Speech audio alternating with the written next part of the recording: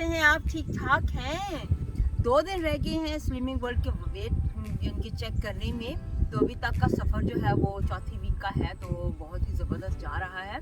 तो देखते हैं 2 दिन बाद रिज़ल्ट क्या निकलता है, फिर आपको दिखाएंगे, बताएंगे और जी हाँ, अपने खाने की पिक्चर्स आपको दिखाएंगे, फूड क्या क्या खाया है, क्या क्या इंजॉयमेंट हुई है।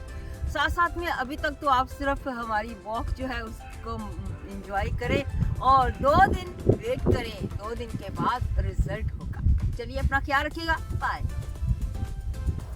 Morning everybody, just come for a walk to Tandle Hills and not letting the weather defeat me. I'm coming out rain or shine. I'll let you know this week how I do with the weight loss, and I'll post videos of all the meals that I've eaten this week and let you know any recipes.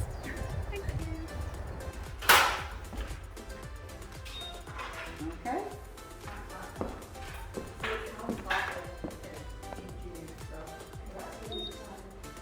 It was £1.50. Well done. Yep. I've got one of them special ones. The achievement ones, I don't Yeah. know. You lost half. Well done. Oh, and you. Thank you so much guys, आपने मेरे videos देखे।